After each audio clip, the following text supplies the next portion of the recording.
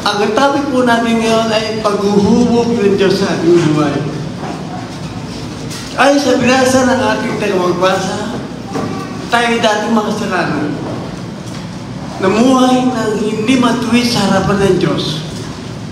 Amen? Pag napag-isip matuwid na pamumuhay, naalala ko siya pastor.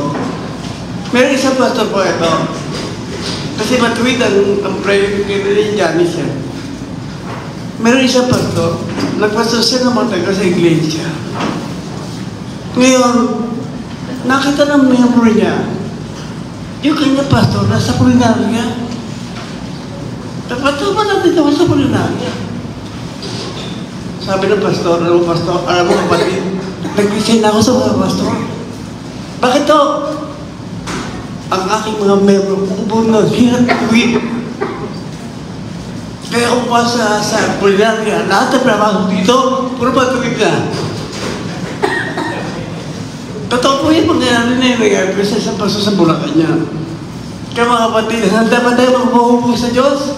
Amen. Alam niyo mga kapatid,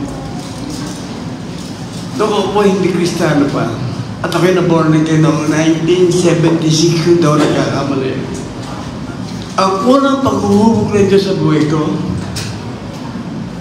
inilayo ko ng Diyos sa mga taong hindi mananampalataya.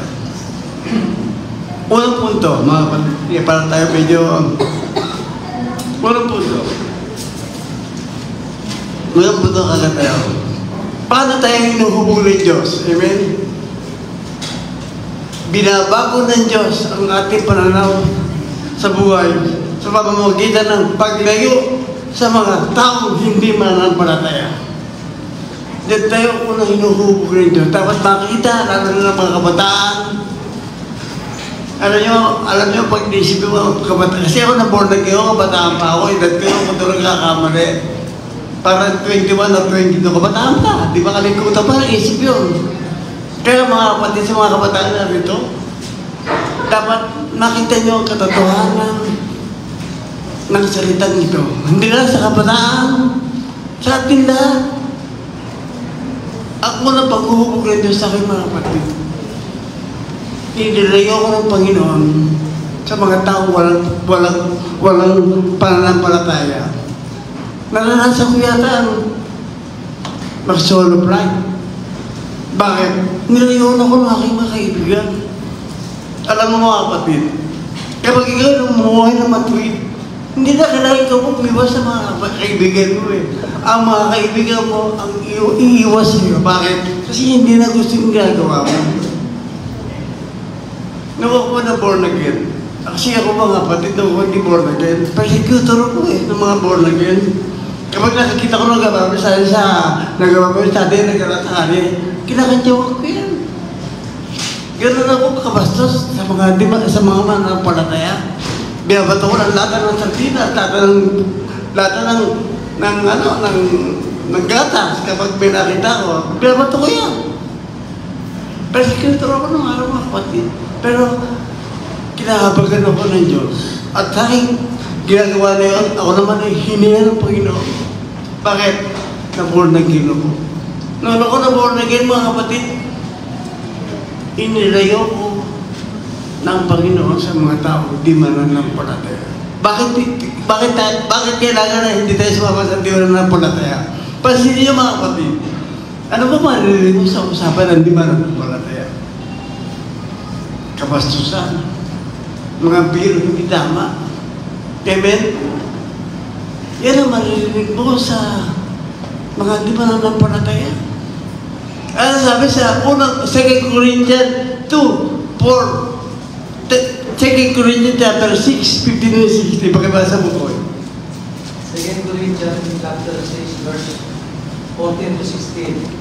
Huwag kayong makipamato ng kabilang sa mga di mananampalataya, sapagkat anong pakikisama mayroon ang katuwiran at kalikuan, o ang pakikisama sa mayroon ang kaliwanagan sa kadiliman, at anong pakipagkasundo mayroon sa Kristo kay Belial, o anong bahaging mayroon ang sumasampalataya sa di sumasampalataya, at ano ang pakikipagkisa na mayroon ang templo ng Diyos sa mga Diyos-Diyosan, sapagkat tayo ay templo ng Diyos ng buhay, gaya na sabi ng Diyos, mananahan ako sa kanila at lalakad ako sa kanila at ako'y magiging kanilang Diyos at sila'y magiging aking bayan. Amen. Ano sabi ng Panginoon niyan? Dumayo kayo sa mga tao di mananampalataya. Ibig sabihin, hindi lumayo na hindi mo nababatiin, hindi mo nakakausapin, hindi gano'n. Kapag ikaw ay may kasama, hindi mananampalataya. Alam mo kung ano limitasyon mo. Amen? Alam mo kung hanggang saan lang hanggaran mo. Hindi ko alam gagawa nila, gagawin mo rin. Hindi dapat gano'n. Ang sabi ng Biblia, lumayo kayo sa kanila. Hindi pwede magsama ang liwanag at ang kadiliman. Alam mo mga kapatid, meron mga membro. Pagkatiti ko sa ganyang bagay, sumasama ako. Ayaw nila, kasi meron mga membro, ang gusto na ng mensahe, yung ayaw sa kanilang gusto. Amen? Kasi tayo malinaw na sinabi ng Biblia, huwag kayong makikipamatok sa mga tao di mananampalataya. Kaya huwag tayo magtaka kung bakit meron mga mag-asawa na hindi successful na ng pamilya. Ano dahilan? Huwag kayong magagalit. Kung sila man tamaan, hindi ko pinatamaan ko. Kung di, naalala ko yung sabi ni Archie sa akin, Pastor, ako tutuwa ako na marinig na natatamaan ako sa mensahe. Natutuwa ako sa pagtatamaan sa mensahe. Bakit? Tinutuwid ako ng Panginoon. Ang drama sila magkatuwid sa atin, kundi tayo rin. Hello? Amen. Matitiis nyo ba sa kapatid nyo? Nagugubos sa kasalanan? At ang nakita ko kasalanan sa ibenta ng nyo, nalimutan natin na huwag tayong makapamato o huwag tayong makisama sa team mananampalataya. Ninulit ko, hindi mo sa hindi mo sa ganun, hindi ka na gusto ng Panginoon. Kung hindi ka makisama ka sa team mananampalataya, alam mo, ang limitasyon mo. Amen? Kasi mayroong mga kapatid, pag hindi naman sa mensahe, masama loob. Nagkatampo sa pastor. Sino tutuwid sa inyo? Kundi tayo na. Ako naman mga kapatid. Ayan, bukas ang aking isipan na puso. Review, pwede ka na reviewin. Kung nakita yung mali sa akin, nakita yung mali kong buhay ko, nakita niya ng mababahay ako, nakita niyo gusto ko ako, review ko niyo ako. Sino i-review kundi tayo na. Amen? Ngayon, sabi ng Biblia, huwag kang makikisama sa mga taong hindi mananampalataya. Kaya mga kapatid, huwag tayong magtaka kung may mga mag-asawa na hindi naging successful. Bakit? Lumabag sa sinasabi ng Panginoon. Alam niyo mga kapatid, pag kayo nagbasa ng Deuteronomy, di na kita Deuteronomy yan eh. Ang sabi ng Panginoon sa Deuteronomy, huwag kayo pumatok sa mga bansa hindi magkaanan. Kasi nagkaroon ko yung tumapang ako. Ano sabi mo? Huwag kayo makikipamatok sa mga bansa hindi yung mga daanan. Sapagkat yung tao na yun ay sumasamba, Diyos-Diyosan. Huwag tayo makipamatok. May ito pa ng Isu-Isto. Ito nagkwento mo lang ito. Pero magandang araw ito mga kapatid. Noong kami kabataan, baptist ako eh. Kami mga baptistong araw, malipit yung fellowship. Marami kami. Ngayon, marami ako naging kaibigan mga taga-Imos. Ngayon, meron ako naging kaibigan taga-Imos, dentista siya. At yung dentista, kaibigan ko naman ako sa mga tayo. Ngayon, meron siya isang kaibigan. Kinwento sa akin. Hindi pa ako pastor doon eh. Ibibigay ko ba ito kasi maganda itong ating gawin pamantaya. Siya meron sa isang kaibigan. Kunin niyo mo ito, mga kabataan. Lahat tayo. Amen? Meron sa isang kaibigan. Yung kaibigan niya na yun, mag-aasawa na. Ngayon, palbasi, alam niyo mga taga-Imus, mga taga-Tasmanias, ibang klase yan eh. Kapag yan yung mag-aasawa, nag-aalaga ng baboy yan para sa kanilang kasal. Ngayon, ito kaibigan ko ito pas Biben. Kaso na maniga na yung kanyang pamilya doon sa pamilya ng babae. Ibig sabihin, nagkasundo na, ayos na. iskay ng kasal. Ang ginawa ng lalaki, mga kapatid, nag-alaga ng baboy. At ikinempo niya ang pag-aalaga niya ng baboy sa oras ng tulad kasal. Sabi ito sa ta, nag-alaga ng baboy. Itong yung babae, mga kapatid, may nakilala ng lalaki. Pogi, mayaman, at ang hit sa lahat, mga kapatid, maganda trabaho, Seaman pa noong 1980s. Ang Seaman, sikat na sikat ng araw. 80s, sikat na sikat ang Seaman ng araw. Pag Seaman at ngayon siya, may tebik eh. Tumadali sa dita. Ito babae ng taksil. Iniwan yung kanyang mapakasawa. Di na sakta ito na. Nagkasa na lang naman eh. Bago sa pananampalataya. Natanggap niya yung sitwasyon. Ang ginawa ng babae ito, nag-asawa sa pogi, hindi mananampalataya. Kasi bukas sa pogi, mayaman pa. Alam mo kung sa ba, may-ari siya ng isang kusulinan doon sa Imus. Kaya may kipuhay ito lang. Kaya basta nila, kinasal. Na-ibis na kaibigan namin, kaibigan ng kaibigan ko. Eto ngayon, makakasal. Nagtulog kung doon nakakamali ang kwento. Mga 4 na buwan, sumakay na natin sa barko. Doon sa barko, at sa kasing barko, cargo eh. Di ba sa cargo, parang mataas na ano? Eh ngayon, yung kanyang asawa, pumanik doon na naglilinis, bahagi ng kanyang trabaho. Alam niya nangyari sa lalaki, nahulog, nadali ang spinal cord. So, tumawag kayo yung kumpanya sa pamilya. Uwian niya si ganun. Bakit na-disgrasya niya? Nahulog sa nabala yung spinal cord. Sa madaling salita, inuwi yung lalaking pogi. Baldado. Hindi makasubo. Hindi makakain. Hindi makatayo. Laging nasa wheelchair. Alam niyo yung babae, yun ang inapot niya. Nakisama na hindi na napalati. Hello? Kaya mga kapatid, totoo ang salita ng Diyos. Huwag tayong maging palabiro sa ganyan. Kung naniligaw siya, hindi mananampalataya, sigurihin yung mananampalataya, sigurihin niya yung born again, sigurihin niya yung mababorn again. Kasi marami akong kilala mga kapatid. Kapag naniligaw, active sa simbahan, naliligaw di ba? Marami akong kilala ganyan, nagpabautismo. Eto ngayon, ikinasal. Lumabas ang tunay na ugali, tunay na kademonyohan. Kasal eh, nawala yung gusto eh. Ngayon, hindi ko sabi ito mga kapatid upang kayo ay takutin. Kundi, ito ay warning at paalala sa ating lahat, lalo sa bataan. Malayo pa nalakbay niyo mga bataan. Malayo pa pagkilingkot ang gagawin niyo.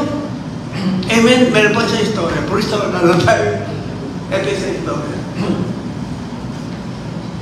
Merong isang kabatang babae, maganda siya. Ngayon, minaliligo sa kanya, lalaki na mukhang kabayo. Alam niyo mga kapatid, ito kwento ito, totoo ito.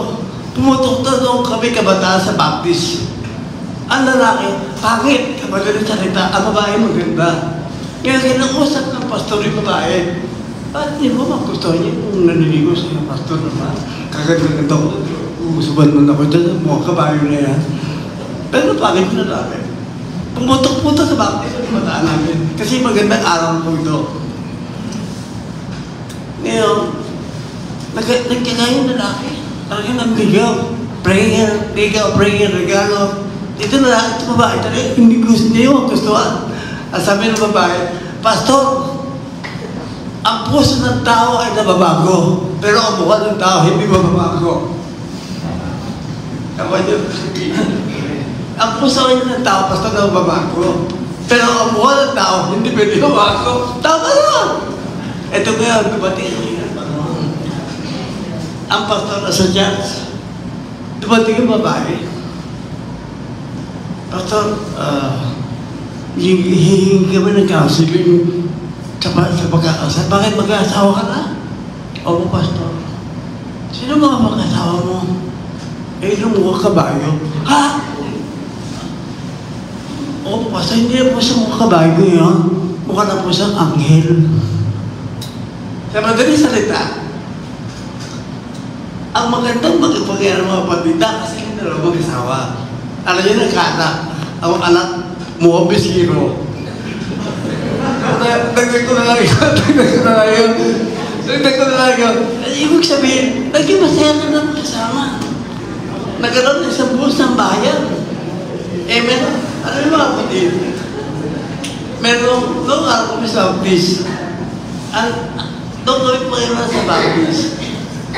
Maraming magagandang babae. Ang problema mo, ang mga lalaki at natasama na yung tsura. Kaya yung mga kapatid na namin yung mga babae, kung gusto sa mga taga-labas, wala ko basta. Pero, alam ko na buhay ngayon, nakakalungkot. Masyadong magulo buhay nila ngayon, iwala sa asawa, ang asawa ng laki nag-aari. Ano yung mga kapatid? Kapag ang babaeng mag-asawa ay gumaganda habang nagkatagal, ibig sabihin niya, masaya siya sa kanyang asawa ng lalaki. Amen? Amen mga lalaki yan? Hello? Wala na lalaki dito. Kapag ang asawa niyo gumaganda, ang inyong asawa ng lalaki, maganda, matotoo. Kasi masaya babae, masaya lalaki. Amen? Amen. Pero kapag ang lalaki ay adik, sugaron, amen, babaero, sa tingin mo, gaganda yung babae. Ganda, kasi mag-iisip yun eh. Amen? Kaya pag nakakita kayo maganda babae, ibig sabihin niya, magaling mag-asawa, maganda po totoo ng lalaki. Amen? Kaya hindi mo ba? Gumaganda. Bakit? Ang asawa papabatlo eh. Amen? Amen, Julius? Hindi ka ba kaya, amen? Alam niyo, totoo na. Nung pupunta ako kay Janice, nung bago pa sila, hindi ka pa kilala si Julius. Ngayon, sabi ni Julius, Pastor, ito asawa ko. Nagulat ako. Sabi ko, asawa mo yan? Ako, Pastor, batang-bata. Parang high school ka ako. Parang ang bata-bata ako sa asawa mo. Bakit ako po bata ka nang mukha kang high school. High school principal. Mga kapatid, ganyan sa dakila ang Panginoon sa ating buhay. Ibig ng Panginoon na ayusin ng Diyos ang ating buhay sapagkat at sabi ng Biblia, lumayo kayo sa kanila. Huwag kayong mahawa ng marami. At tatagip ko bilang anak. Ang ganda na Panginoon, amen?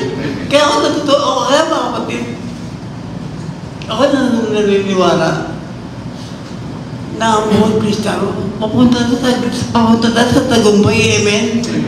Hindi tayo puntot. Sabi ng Biblia, tayo mga ulo. Amen? Kaya ako naniniwala mga kapatid, kapag mag-asawa ay sumunod sa kalooban ng Panginoon, hindi kayo magkukurangin ng Diyos. Sapagkat sabi ng Biblia, lumayo kayo sa kanila. Sapagkat ang ating katumanan, no?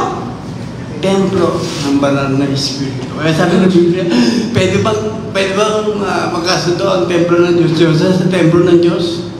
Hindi pwede. Sapagkat ang sabi ng Biblia, tayo ay templo ng Diyos na buhay. Amen. Say, 1 Corinthians 3:16 and 18.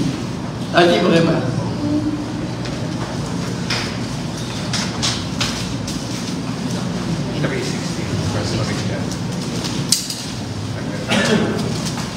First Corinthians chapter 3, verse 16, hindi ba ninyo alam na kayo'y templo ng Diyos at naninirahan sa inyo ang Kanyang Espiritu? Paparurusahan ng Diyos ang sino mang magwasak ng templo niya, sapagkat banal ang templo ng Diyos at kayo ang templong yan. Huwag dayain ninuman ang kanyang sarili kung may nag-aakalang siya'y matalino. Ayon sa sanlibutan ito, aminin niyang siya'y mangmang upang maging tunay na marunong. Ang sabi ng Biblia, ang katawan natin ay templo ng Diyos. Hello? Dapat malaman natin na ang at katawan ay dapat natin mahalagaan. Kapag may mga taong meron ng pagkakalala sa Diyos, gumagawa pa ng bisyo. Naniligarilyo, umiinom, nakakalungkot sapagkat binago ka ng Diyos. Amen? Nandoon ang pagkilos sa buhay. Ang Diyos na mga kapatid, ibig ng Diyos na ayusin ang buhay natin. Kaya nga, habang tayo tumatagal, hinuhubog ng Diyos ang ating buhay para sa kanyang kalwalatian. Ano sabi? Letter C? Huwag tayong tumambay sa mga upuan ng mga hindi Kristiyano. Mga awit 1 to 3. King James Version. Dati King James yan. Kasi pagkabato mo. Awit 1 to 3. Mapalad ang tao na hindi lumalakad sa payo ng masama, ni tumatayo man sa daan ng mga makasalanan, ni nauupo man sa upuan ng mga manglilibak, kundi ang kanyang kasayahan ay nasa kautusan ng Panginoon, at sa kautusan niya nagbubulay-bulay siya araw at gabi. At siya ay magiging parang punong kahoy na itinanim sa siping ng mga agos ng tubig, na nagbubunga sa kanyang kapanahunan. Ang kanyang dahon na may hindi malalanta, at anumang kanyang gawin ay giginhawa. Amen! Ang sabi ng Biblia, mapalad ang taong hindi tumatay sa daanan ng mga makasalanan. Hindi nauupo sa upuan ng mga manliliba. Kundi kung kasiyahan ay sa kanya pagbubulay-bulay mula sa Panginoon. Amen? Kaya mga kapatid, nung ikaw na born again, dapat iba na kasiyahan. Hello? Dati na nagkasiyahan mo barkada. Ang kasiyahan mo mga di man ng patataya na kausap mo puro kasusan. Kaya mga kapatid sa aming lugar, hindi ako naglalabas eh. Bakit? Paglabas mo ako na nakatambay. Ang usapan naman, hindi ka naman matuwa dahil puro kasusan ang usapan. Paano ka pa natambay, di ba? Kaya pag ako na, bakit? Oh, di ba? Kakaya niya, Pasko na naman. Ang mga ate kasama na naman yan. Bakit? Kung mas na naman sa akin yan, bibigyan ko na. Di ba? Kaya pa siya, na-joke lang po yun.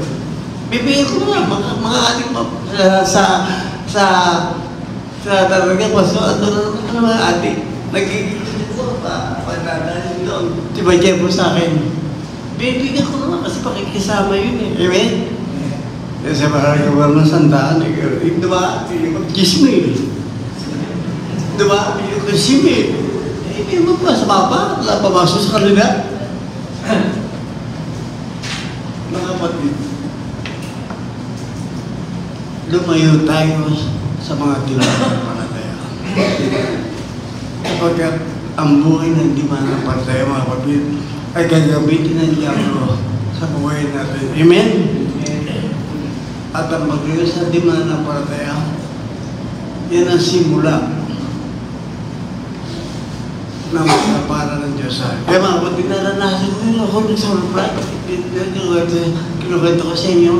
Kasi bakit? Dati noon, ang hawa ko sa Quezabel. Ngayon, pag ako nakikita ng tropa, ang hawa ko Biblia. Ang Biblia ko, King James Version ako naman. Old New Testament.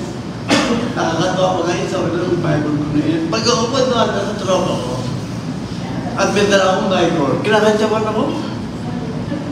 Alam niyo, pag ikaw bago man napagdaan, normal lang yung kantsawan ka. Amen? Amen.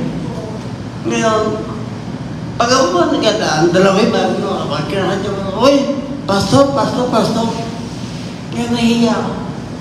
Alam mo yung ginawa ko? Para hindi ako kantsawan. Ang aking ginawang Biblia, yung pocket Bible, inilalagay ko sa bulsa ko. Ayaw ko kasi kantsawan ako. Dumating yan pa naman Bible sa atin namin. Yung pastor, nagpapabasa ng Old Testament, walang Old Testament yung pocket Bible. Sabi ko, nahirapan ngayon ako. Sabi ko, ba't ka ba itindihin? Tropa na yun. Wala naman may bibigyan ng buti sa akin. Di ba? Naging practical ako. Ano ko katyawan ako bakit mahalaga yung ginagawa ko ng mabuti para sa akin. Kaya mula ang dadalaw kang Bible or the New Testament. Nakasilak na halura sa kwarto. Huwag mo'y kaya ang Panginoon at hindi kanya kaya.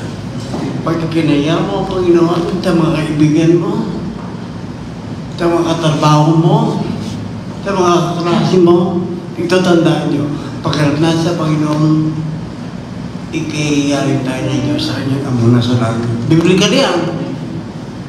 Kaya mga kapatid, diyan tayo nuhubog ng Diyos. Mga kapatid, hindi lang ito sa kabataan, sa ating lahat na kababaihan, kalalakihan na tayo ay huwag makipamato o makisama, makikwentuhan ng matagal sa mga di mananampalataya. Amen? Totoo naman mga kapatid, ano maririnig mong buti kapag ito sa buti mananampalataya? Ang mga Kristiyano naman sa totoo lang kita outnumber. Kung Kristiyano dalawa, ang mga barkada mo, mga 10 buwan di mananampalataya. Outnumber tayo mga kapatid eh. Amen? Kaya mga kapatid, yan ang unang pagbubugbong nito sa buhay mo. Lumayo ka sa mga tao, di mananampalataya sapagat yung katawan ay templo ng Espiritu Santo. Amen? Kaya po ito.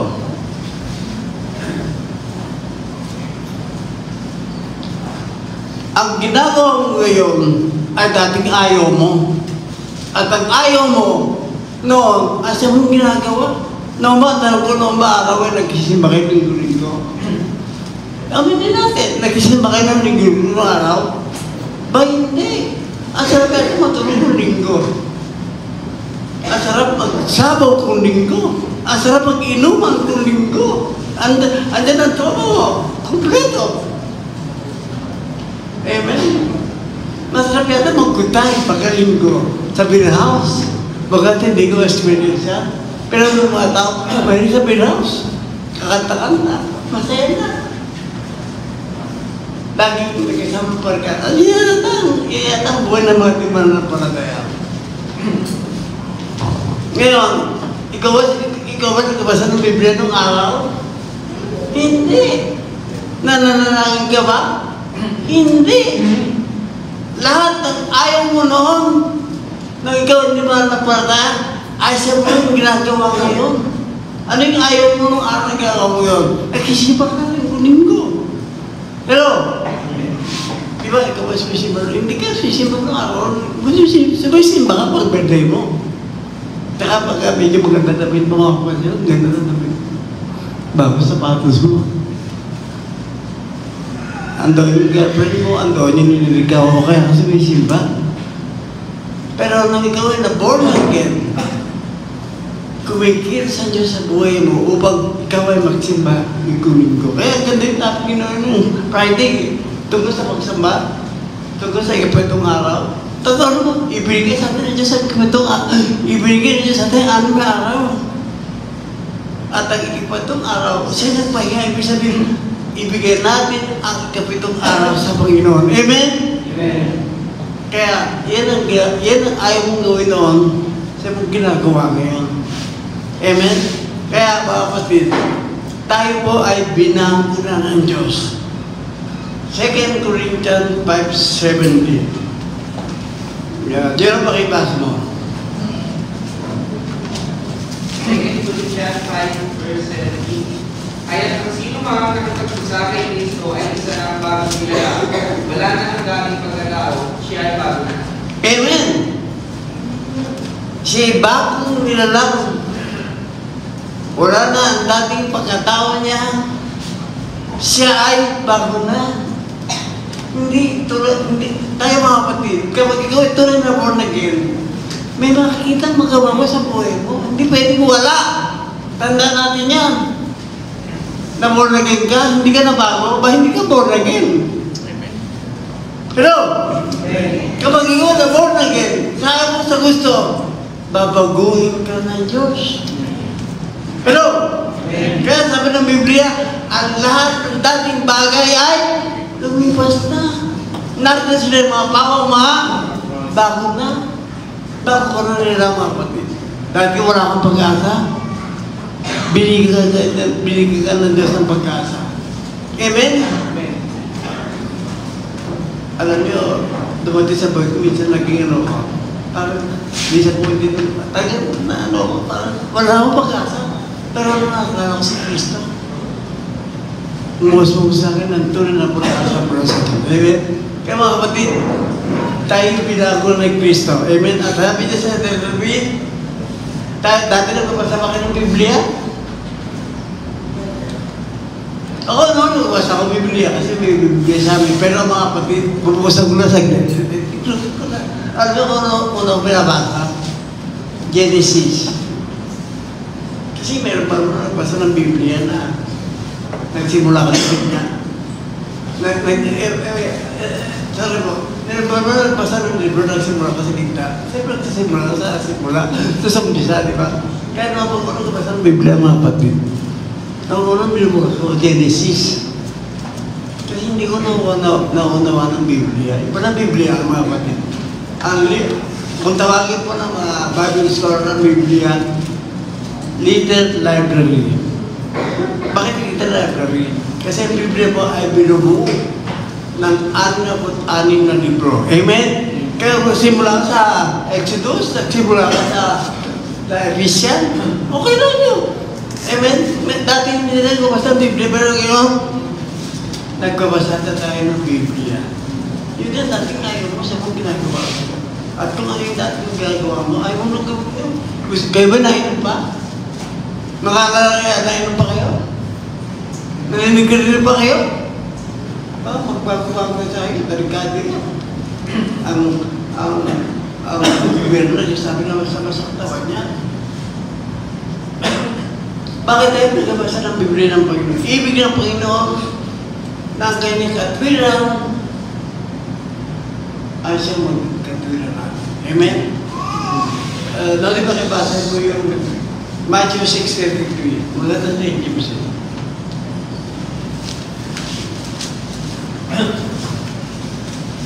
Matthew 6:33, datapwat hanapin muna ninyo ang kanyang kaharian at ang kanyang katuwiran at ang lahat ng mga bagay na ito ay pawang idaragdag sa inyo. Amen! Hanapin niyo ang kanyang kaharian at ipamuhay natin ang kanyang katuwiran. Alam niyo mga kapatid, tayo bilang tao, may kanya-kanya tayong katuwiran. May kanya-kanya tayong prinsipyo. Amen? Pero ang Biblia ay nagkatulong sa atin na ating tapo na yun at katwiran natin. Animon na natin dati katwiran natin. At ang magiging katwiran natin ngayon, ang wala iba kundi ang katwiran ng Diyos. Amen? Alam mo mga kapatid, pagkakatwiran ng ating Diyos, ang ating simbahan hindi nagkulang sa mga ngaral. Lagi tayo nakakatanggap ng magagandang mensahe sa prayer meeting. Sa Sunday worship, lagi tayo ganyan. Puro-puro tayo mga kapatid na kaalaman eh. Puro ng Biblia, ang problema namin. Pagpasok sa kanan, labas sa kaliwa. Hindi dapat yung mga kapatid. Kaya pag narinig yung salita ng Panginoon, huwag niyo patigasin ang inyong mga puno. Amen?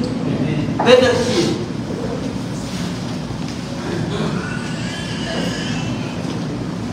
Natutunan tayo manalangin. Dati ba nag-pray kayo? Oo, basta nag-pray kayo. Ano pray nga kapag binukumarga ng buno ka ng grasya? Yan ang ating prayer. Amen? Aba, binukumarga sa takra, alam ng Diyos. Pagkaparan mo kami, amen. Yan ang ating prayer ng araw. Kung sino-sino ang ating natawagan. Pero tayo na born again, tinuruan tayo ng Diyos na manibagong panalangin. Panalangin ako saan makakakusa mo ang tunay na buhay ng Diyos. Amen? Basahin natin ang unang Thessalonica 15:16 and 17. Junior, basa.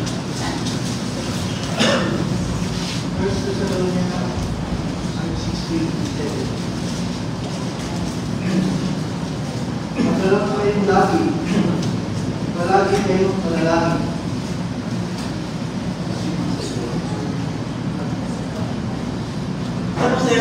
70? Amen. Ano sabi ka? Laging manalangin. May kayo? Oo, puposto na kayo break-in. 3 beses mo nga sa labas. Wow! 3 beses. Ano pera mo? Pagkukuha ng albusan, pagkukuha ng tagalian, pagkukuha ng kapunan. Minsan mga kapatid, ano ang prayer natin? Mga kapatid, ano naman natin to? Dahil ako nagkikipawdo dito, nagkikipawdo dito. Ano natin ang panalangin? Bakit pag-usa sa siya? Amen? Kinakausap ang Panginoon. Bakit natin kakatamang kausapan ng Panginoon? Pero pag nakausap mo at chismisan mo, sunod na sinaing, hindi pa namamalayan. Bakit napasarap magkwento ba yun? Makipagkwento ka kayo sa Diyos. Hello? Bakit pasarap makipagkwento sa Diyos? Amen? Kapag kakwento mo ang Diyos, marami kang matututuhan sa Kanya. Marami siya itutuhan sa iyo. Amen? Amen. Mga kapatid, marami tayo marami. Huwag kayong tamarin. Huwag tayong manghinawa. Imbes ay gawin, mabagabat, mag-alala. Anong dapat mong gawin? Manalangin ka. Diyan tayo hinuhugog ng Diyos sa kanyang mga bagay na kung anong ayaw mo, siya mong ginagawa. At kung ano ba yung dating gusto mo, siya mo nang ayaw gawin niyo. Pagkatong punto, hinuhugog tayo ng Diyos sa ating pagsunod sa Kanya. Ito ang mahal ka po. Mahal ka na. Pero ito ang kapatid. Ito ang nakita ko. Na mag-impact yan na magtuturo ko araw. Pagtuturo sa ng Diyos araw-araw. Hinuhubog tayo ng Diyos. Pagtuturo sa Kanya. Kapag sumusunod, huwag ka nagiging sa kanan. Sa Kanya. Yan ay sinabi ng Panginoon kay Joshua. Kasi nung nga pa na mga kapatid, ang mga taga-Israel, titigas ng mga ulo. Nakakita na maraming himala. Nakakita na maraming magkilos ang Diyos. Matigas na mga ulo. Kaya nung namatay si Moses, ang pamumuno ay ibigay ni Joshua. Hello, narinig ba ako? Amen. Ano sabi ng Panginoon ni Joshua? Paano siya sabi sa atin na okay, titingin sa kaliwa, Diben, Ding, Junior, Noel, Boy, Jerome, okay, titingin sa kaliwa, okay, titingin sa kanan. Bakit? Pag tumingin ka sa kaliwa, makikita mo yung mga titingin ng mga kapatid. Bakit tumingin ka sa kanan, gano'n? Ano sabi ng Biblia? Kapag ikaw ay sumusunod kay Kristo, ang tingin mo diretso. Hello? Kapag ikaw ay dumadiretso ang tingin, ang tingin mo walang iba kundi si Kristo ba? Kapag tumingin ka, kapag hindi ka magkapatuloy sa pananampalataya. Ako mga kapatid, ikakwento ako sa mga kapatid. Napag-usapan namin yung tungkol sa sasabay. Hindi ako nakamayaman. Hindi ako nakamataas. Pero sabi ko sa kapatid ako sa kapatid, kapatid, napakarami ko ng pinagdaanan sa akin magkabastos. May andyan ang musika ko dyan, andyan ang musika ko dyan. Lahat ng kapatid. Namin mo yung makakamali, hindi mo makakamali. Marami mga kapatid ang panasa kanya. Alam niyo mga kapatid, bilang pastor, sumbungan ako ng mga mananampalataya. At ito tandaan yung mga sasabi ko sa inyo ito. Kunin niyo po ito. Kapag meron isang kapatiran na nagkwento na hindi maganda sa kapatid, may kwento yan. Hello? Kinukwento ko ba? Lumalaki ito may gulo. Pagka medyo kung binigyan siya ng istorya, tumahimik ka na. Alam niyo mga kapatid, kung ako magkukwento ng mga kwento na masubukan ng mga kapatid, napakarami ko nakatawa sa puso. Ano yun? Ang sekreto para hindi mo masabi ang tunay ang sekreto para hindi mo na makikismi yung pitnete, di ba? Ang sekreto mo kalimutan mo na yung kinuwento sa'yo. Amen? Hello? Kapag ganyan, uwi na sa mag-iglesia, na tayo ay nagkapasensya, nagtitiis, nagkibig, nagkamatawad, madarama mo ang tunay na pag-ibig sa'yo ng Panginoon sa ating kapatid. Amen? Kaya natawa ko sa ating kapatid ng mga kapatid dito, hindi kasi nung umiral yung kismis. Tayo lahat mga kapatid. Tayo lahat mga kapatid. Magkakapatid sa Panginoon. Amen? Hello? Magkakapatid sa Panginoon. Ang sakit ng kaligkingan, ang sabi ng Biblia, ang sabi ng mga matatanda, ang sakit ng kaligkingan ay sakit ng buong katawan. Kaya mga kapatid, magmamahalan tayo. Magpatawaran kung may nagkasala. Kung kailangan mag-tiis ka. Kasi masarap yung ikaw ang nagkabaka-baba. Kasi sa ikaw ay nagamunta. Amen? Kaya mga kapatid, kay Kristo ka lamang tumingin. At ang sabi ng Biblia, kapag tumingin ka kaya sa Kristo, makakaroon ka ng ilaw sa buhay mo. John 8:12, pagbasa mo, brother forward. John 8:12. Uli nga nagsalita sa kanila si Jesus na sinabi, ako ang ilaw ng sanlibutan, ang sumusunod sa akin ay hindi lalakad sa kadiliman, kundi magkakaroon ng ilaw ng kabuhayan. Amen! Ang sabi ni Jesus yan, ako ang ilaw ng sanlibutan. Ang sino man sumusunod sa akin ay hindi lalakad sa kadiliman. Amen! Ako mga kapatid, meron karanasan na meron lumagsat. Nagawamistad ako nung araw. Meron akong study. At sabi sa akin, Pastor, napakita mo ng born again. Sabi ko, bakit? Nung ako na born again, Pastor, ang daming tukso na dumating sa akin mga subok. Sabi ko, ikaw mga pato, ikaw mga pagsubok na tukso. Dati na andyan na sa iyo yan. Kaya nga lang, nung kayo na born again, nagniwala kayo ng harapan. Hello? Nakita mo ang tukso. Nakita mo ang pagsubok. At yung mga tukso, alam mo kung paano yung ilagay niyan, amen?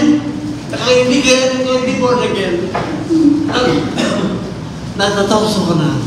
Hindi mo ba alam? Hello? Nasa pagsubok ka na, hindi mo alam kung hindi ka ko tumami. Nakita mo lahat ng yan, amen? Kaya meron mo sa siya, Pastor. Dumami ito sa buhay ko. Dumami pagsubok. Hindi ka ko tumami yan. Nakita mo sa pagkat nagliliwanag ay yung harapan, amen? Siyempre, simple lang naman yan eh. Ilaw. Kasi ilaw, ano makikita mo? Anino? Matigal. Kung ano sa ilaw, ano makikita mo? Liwanag. Simple lang naman yan. Kaya mga kapatid, kapag si Kristo ang ginawa mong pangunahin sa buhay mo, magkakaroon ka ng ilaw ng buhay. Amen? Amen. Ang ilaw ng Kristo hindi nag-burn up. Hindi kaya ng blanco. Amen? Ang blanco nag-burn up. Pero si Kristo, mga kapatid, sa kanya, walang burn up. Hello? Amen? Amen. Let us see. Sa ating pagsunod, kailangan sumunod sa tuntunin ng Diyos kung tayo magtagumpay. Gusto mo magtagumpay sa pagsunod kay Kristo? Ibaboy na eh. Gusto mo magtagumpay sa pagsunod kay Kristo? Hindi pa ulitin, hindi pa marami sa sabi. Kung gusto mo magtagumpay sa pagsunod kay Kristo, sumunod ka sa kanyang tuntunin. Sa kanyang patakaran. Unang Timoteo 2:5. Pwede makikimas makabasa na. Kasi ito na may ano na.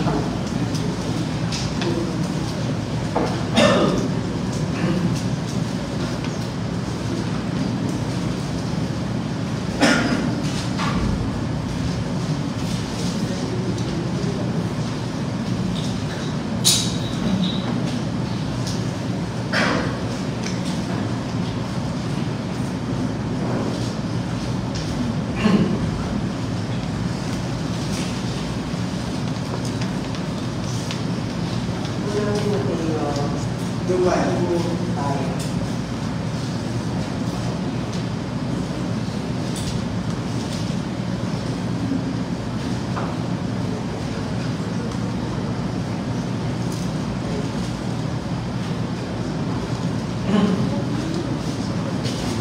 Sapagkat ang katiyas ang Diyos, aming Kristo lamang, ang tao na mamamagitan sa atin na sa Diyos. Hindi ba rin? Pwede mo dito ba? Tawa?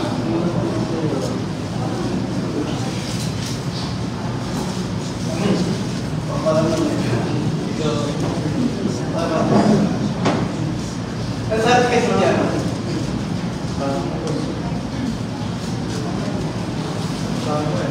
Ha?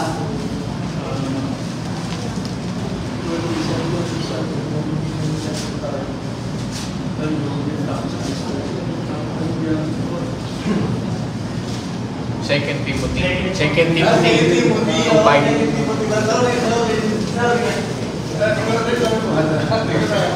Timothy chapter 2 verse 5. Hindi magtatagumpay ang isang manlalaro kapag hindi siya sumusunod sa mga tuntunin. Amen! Ang sabi niya, hindi ka makatagumpay, hindi makatagumpay ang manlalaro kung hindi ka sumusunod sa tuntunin. Amen? Kaya may coach tutuwagin.